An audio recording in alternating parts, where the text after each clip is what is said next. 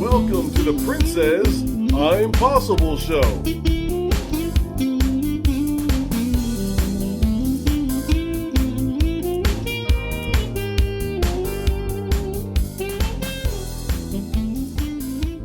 Here's your host, Princess Jones. Welcome to the Princess I'm Possible show. We are here today with none other than Congressman Mark Takano, the United States Representative for the California's 41st District, serving his 5th term. Welcome. Well, thank you, Princess. I'm really glad to be here. Thank you so much. Congressman, who inspired you to get started into public service? How did you get started? Well, I would say a lot of encouragement from a couple of teachers, my mother. We would have dinner time conversations, and my mother was very encouraging about cultivating my interest. And the House Committee on the Judiciary was holding impeachment proceedings on Richard Nixon. And that summer, when I watched those impeachment proceedings, I observed a freshman member of Congress from Texas named Barbara Jordan, an African American House female. of Representatives and Senate. Can you please give the viewers the difference between the two? Yeah, it's funny you should ask this question because often some people might call me senator, and they say senator, right? No, I said no, it's representative or congressman.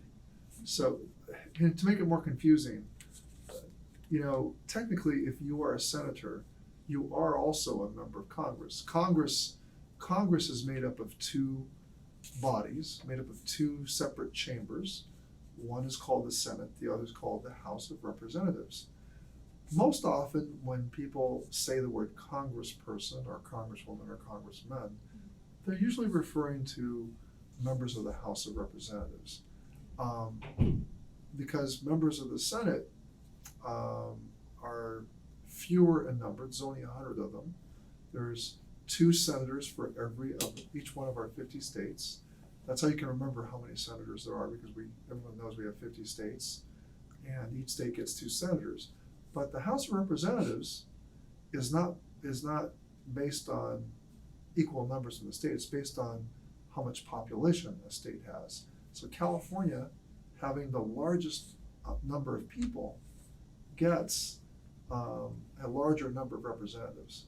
And so every 10 years, there is a census taken where they count the number of people in the United States, and they reapportion, or they divide up the number of representatives that equal 435.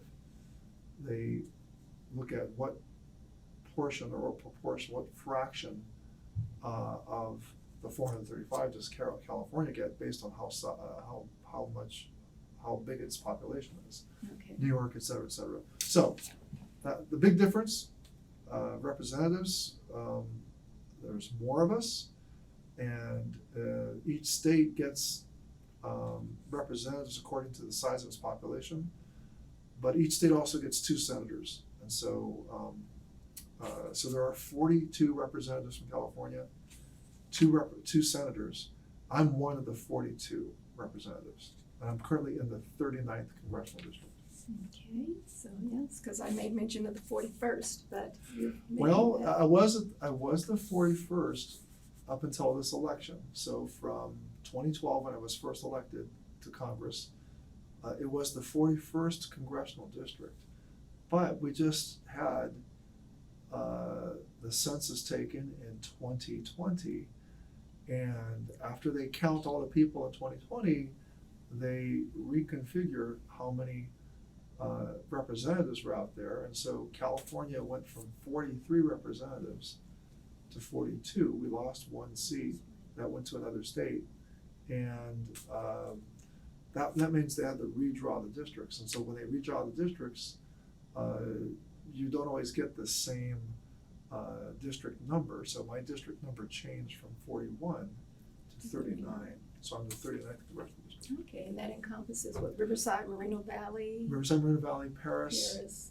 and Harupa Valley, and I have some unincorporated territory around Paris. Paris.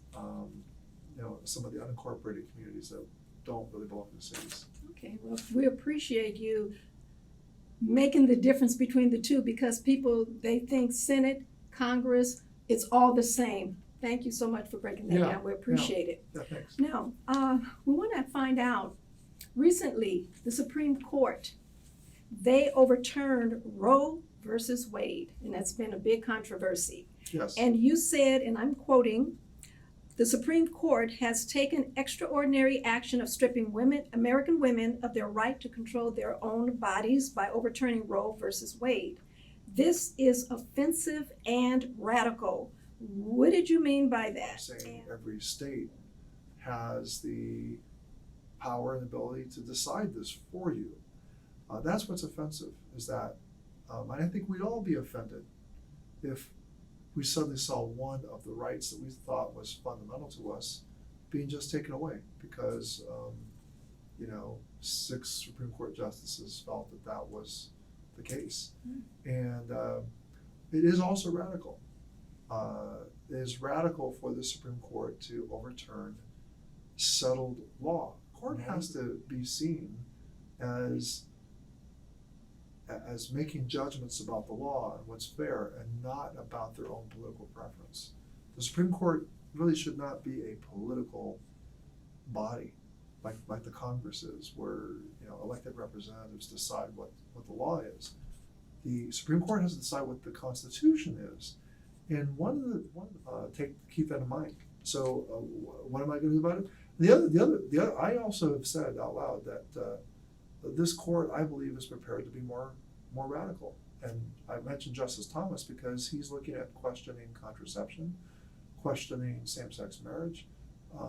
He didn't mention interracial marriage, and I wonder why, because that he may be accepting himself, exempting his own self because of the fact he's married to a white woman. But I think what I'm getting at is that the Congress does have the ability to change the size of the court. We can say it could be bigger, smaller. Congressman Mark Takano. 2012, when you were elected, you became the first openly gay, actually person of color. Person of color in Congress upon taking office. With the political boiling point that our country's at right now, yes, has there been any challenges because of you stating that you're openly gay? Are there challenges, and if so, what have they been? Because our country is so divisive right now. Princess, I ran for Congress in 1992 and 1994, like 30 years ago. And in 1994, my opponent then used it and outed me back then.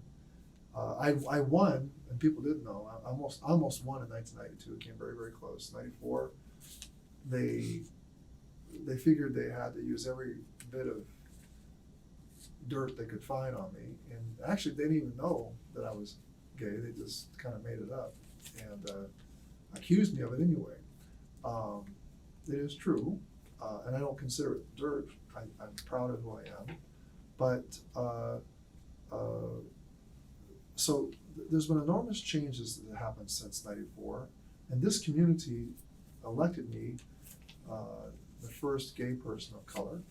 And you know what, Princess, that 1994 experience leaves a little bit of PTSD with me all the time, because when I would be introduced in front of high school gyms, where for a community meeting or a town hall, I would cringe a little bit when they got to the part, and he's the first openly gay, and I would kind of cringe. But then something amazing happened after I was elected, and they would introduce me into the community. The whole crowd would cheer. They were proud that they had elected me. Mm-hmm. And so going from 1994, where it was used as a weapon against me, to 2013, 2014, 2015, where the community not only tolerate it, but they were proud of it. They were saying, Accepting. we did this, and we're so glad that he's our representative. That's how I see in America change. And when the Supreme Court in 2013 opened up the possibility that people of the same sex could marry each other, and then by 2014, 2015, it said every state, not just California, but every state had to do it as well in the Obergefell decision.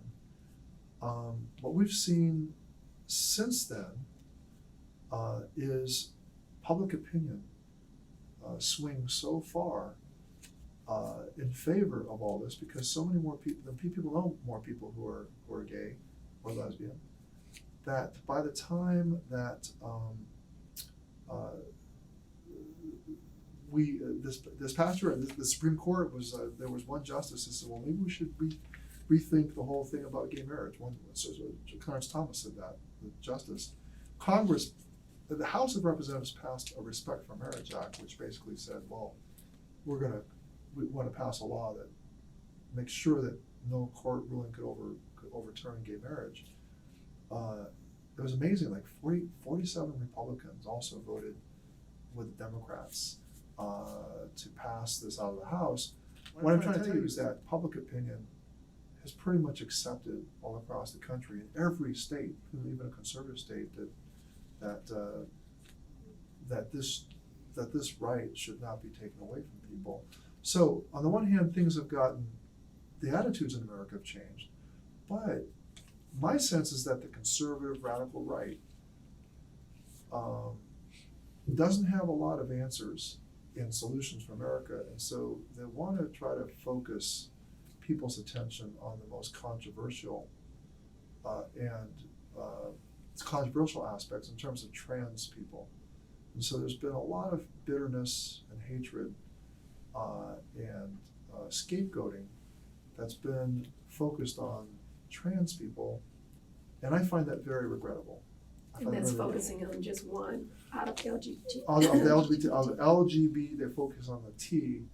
And look, the trans people are a very small minority of people, and and especially trans people who of color. If you are a black trans person, you are way more likely to be killed, and you are the most in need of protection of the law. They need the Equality Act, which would protect all LGBT people, treat them as a special class. But it is trans people of color who face the most outright violence in America, and they actually die in alarming numbers. And so this tactic of the right to demonize trans people, to me, is a terrible thing. Welcome to the Princess I'm Possible show. Great, it's very exciting to be here for this special opening for the Inland Empire Civil Rights Institute. This is really a big leap forward for our community. Well, I'm going to ask anyhow, and I think majority of the viewers already know, but introduce both of yourselves, please. Well, I'm Congressman Mark Takano, and I represent the city of Riverside in the United States Congress. So, and I'll let Desiree introduce herself. And my name is Desiree Roten. I am the Congressman's district director. So I'm based right here in his downtown Riverside district office. Great. So have you both been inside yet? Yes. What did you think? I thought it was very moving to see the displays of the civil rights struggles that our community has gone through. In September, Yes. you attended yes, you're laughing. You know why I'm going with this. You attended the Reunion Jazz Fest here in Riverside, California. Yes. It was wonderful. It was wonderful. Yes. There's a snippet of you in it. Okay. And we're going to break away so that we can take a look at it. It looked like you were having a good time. Okay, I hope I'm not going to be embarrassed, but You weren't. So we're going to take a break. We're going to take a look at that snippet. Good afternoon, good evening to everyone. We're back. This is the Princess Impossible show. We are at the Reunion Yeah, give yourself a round of applause. Representative Mark Takano. Hey, Princess, good to see you. Yeah, I'm good. Everybody clap your hands. How are you doing? Clap. Well, I can't complain.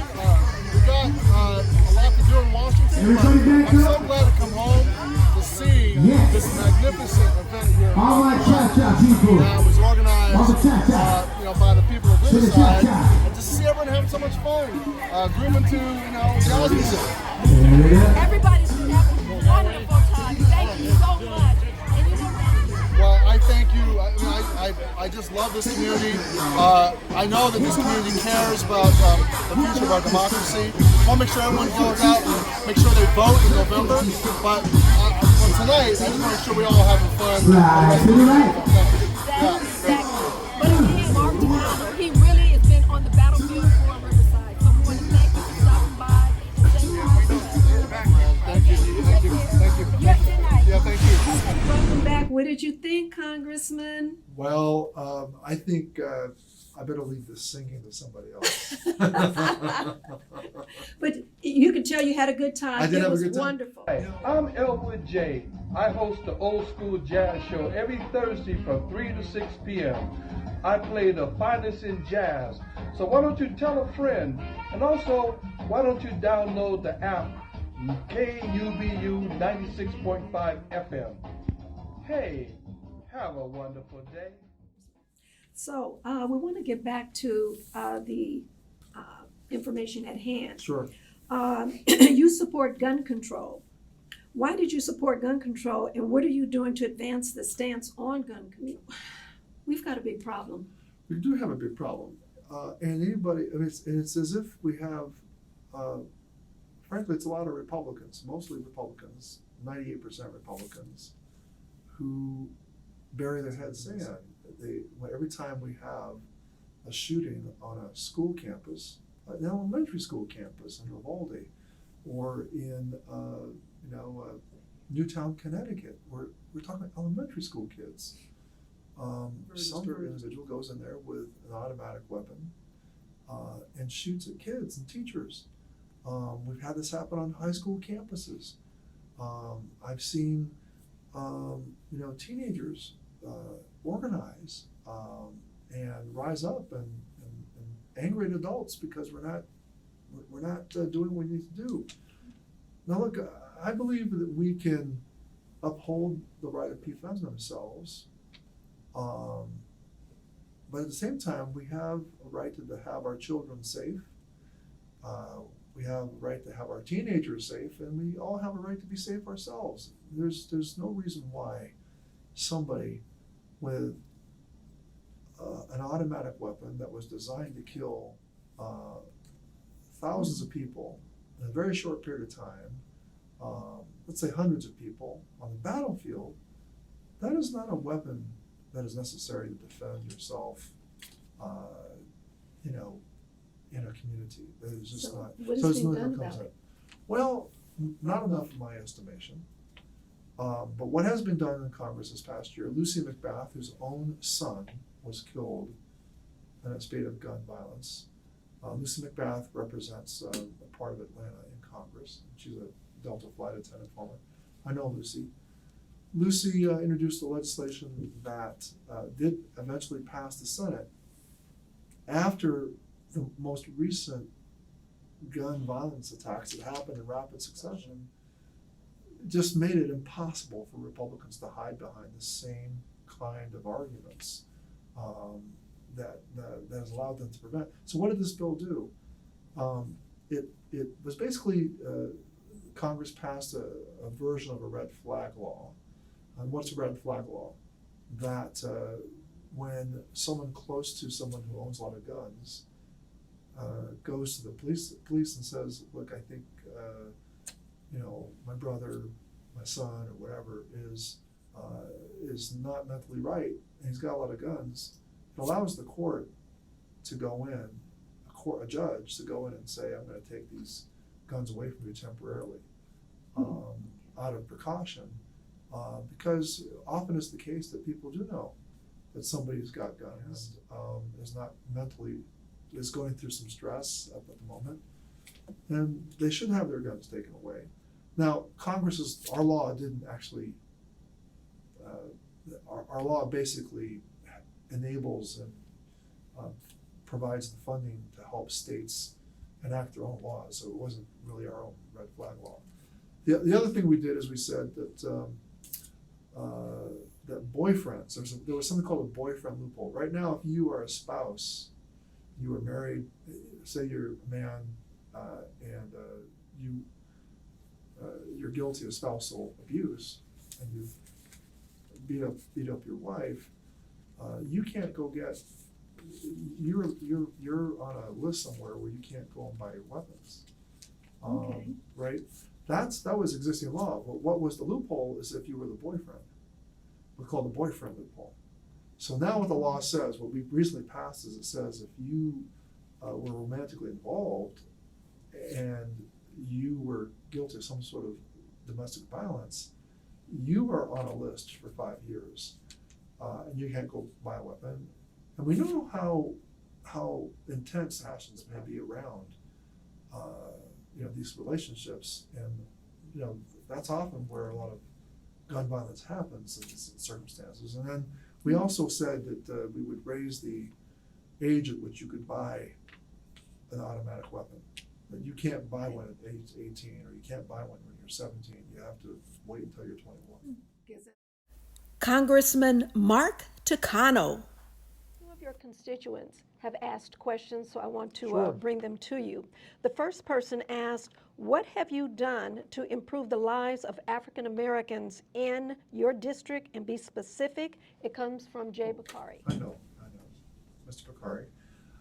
Well, to be very specific, African Americans in my district benefited greatly from the legislation we passed in the American Rescue Plan, the legislation we passed, the bipartisan infrastructure bill. African Americans, we have a lot of very well-off, well-to-do African Americans in my district, but reflecting the African American population generally, because of generations of ingrained discrimination, the population as a whole does less well than, say, the white population. There are some lingering injustices. So there's lower incomes among African Americans, and so when we included the refundable child tax credit, where every family who was below a certain income threshold was able to get a good chunk of money for every child in that household, that helped those families get through the pandemic. What I also want to bring up is the George Floyd Justice and Policing Act. It's not helped African Americans directly yet, but it was helpful that we had an honest conversation, an honest reckoning in the House of Representatives, because we passed the George Floyd Justice and Policing Act. We all know what happened with George Floyd. The terrible, horrible scene that we all saw on television of a man being suffocated to death, with the indifference of the officer, who basically had his knee on the man's neck. And that sparked discussion about police reform, police accountability. It's not, the United States Senate hasn't taken up the bill, but we have shown that at least one house in Congress can pass the bill. And if we went to a complete majority rule in the Senate, I think we'd have a good shot at it. We're not there yet, but a lot of important discussion went forward, and I've never seen the idea of justice and policing get as far as it has, and it needs to go further. The bill did a number of things. It would do a number of things. One, it would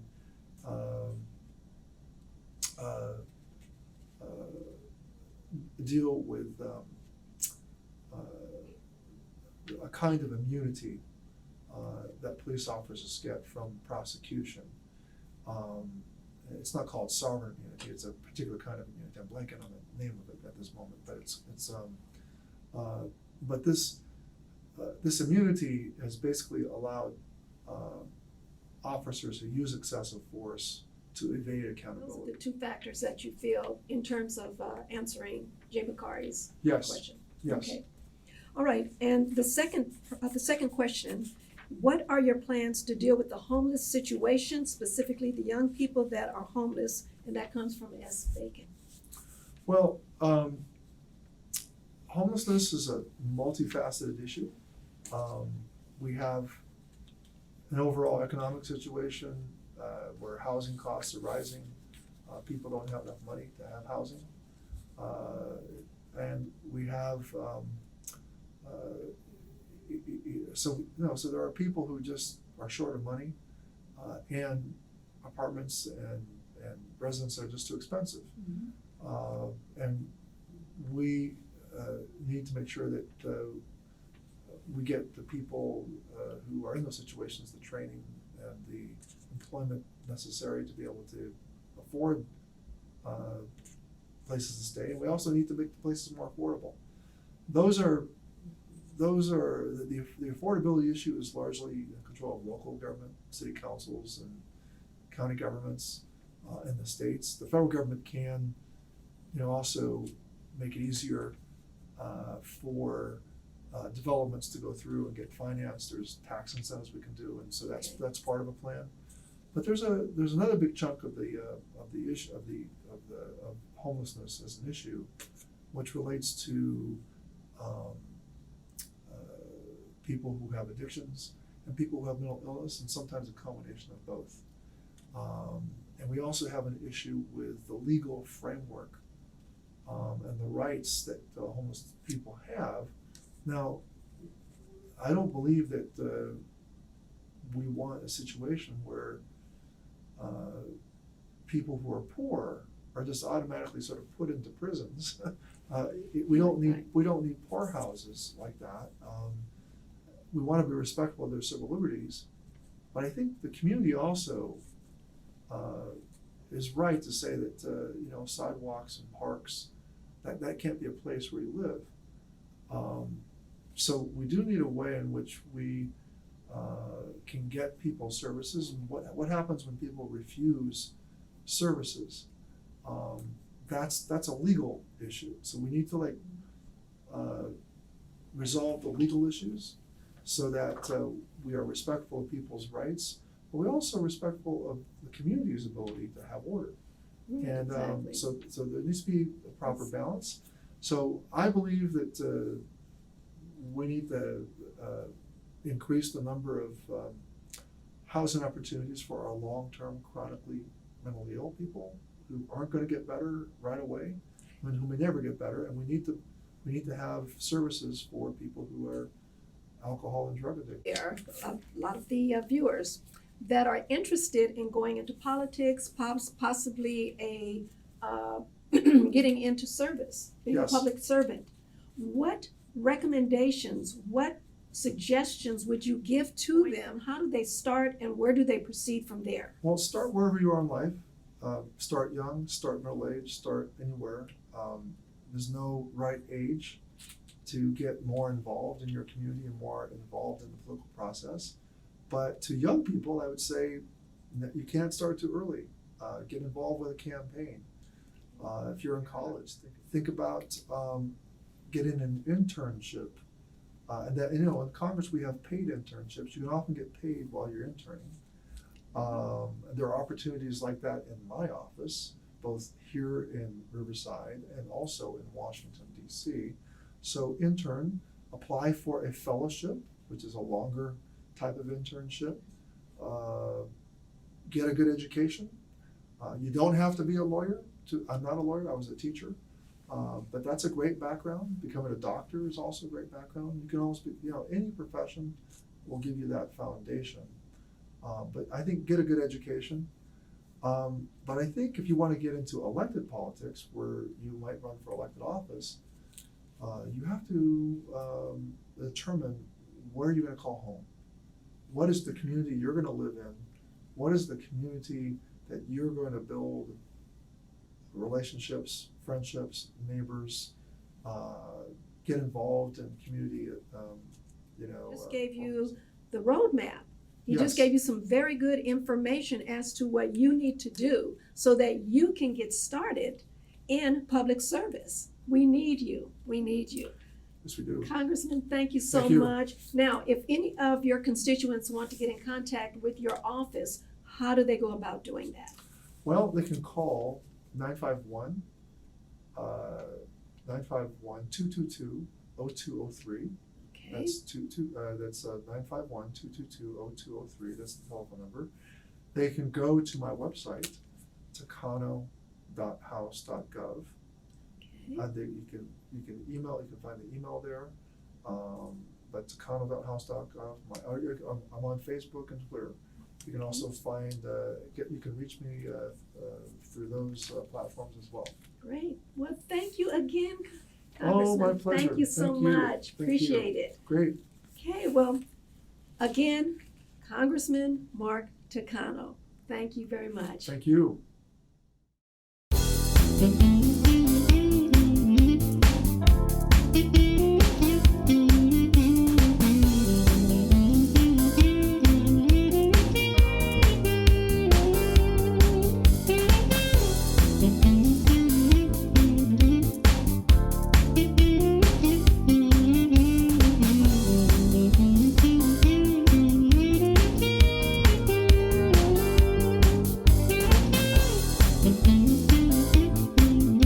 We want to thank our guest and thank you for tuning in. Next week, we have an exciting show just for you.